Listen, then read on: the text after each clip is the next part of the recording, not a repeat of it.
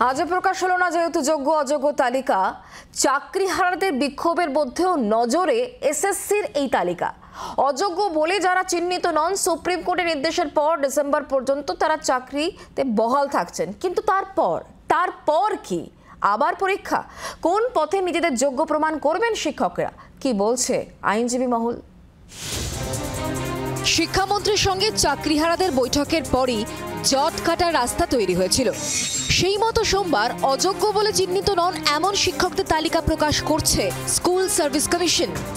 Supreme কোর্টের নির্দেশের ফলে আগামী 31শে ডিসেম্বর পর্যন্ত চাকরিতে বহাল থাকবেন তালিকায় নাম থাকা এই শিক্ষক শিক্ষিকারা।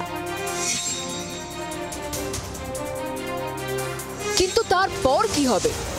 সর্বোচ্চ আদালতের নির্দেশিকা অনুযায়ী চলতি বছরের মধ্যে নতুন করে পরীক্ষা নিতে হবে।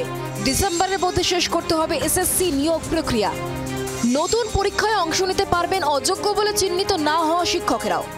কিন্তু শুরু থেকেই নতুন করে আর পরীক্ষায় বসতে চাইছেন না আন্দোলনকারী শিক্ষক শিক্ষিকারা। যারা এই পরীক্ষার কথা বলছে তাদেরকে আমি প্রশ্ন করব যে তাদেরকে যদি বলা হয় যে আজকে তাদের মাধ্যমিক পরীক্ষা উচ্চ মাধ্যমিক পরীক্ষা দিতে বলা হয়, তারা কি পারবে?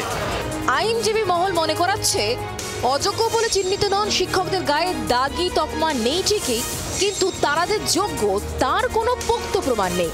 যোগ্য অযোগ্য বাছাই করা সম্ভব হয়নি বলেই 2016 গোটা প্যানেল বাতিল করেছে সুপ্রিম কোর্ট। তাহলে পরীক্ষায় বসা ছাড়া যোগ্য হয়ে ওঠার কোনো রাস্তা কি খোলা রয়েছে আন্দোলনকারী শিক্ষকদের সামনে? এখানে সুপ্রিম কোর্টের দৃষ্টিগোচরে আনা দরকার।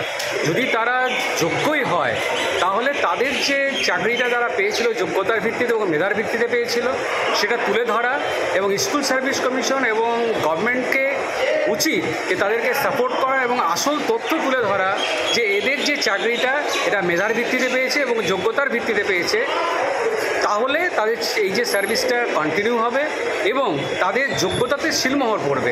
একদিকে আন্দোলন, আরেকদিকে আইনি লড়াই। চাকরি বাঁচিয়ে রাখতে জোড়া পথে শিক্ষক শিক্ষিকারা।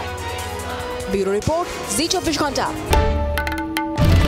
বাংলার আওয়াজ, বাঙালির আবেগ, জি 24 ঘন্টা।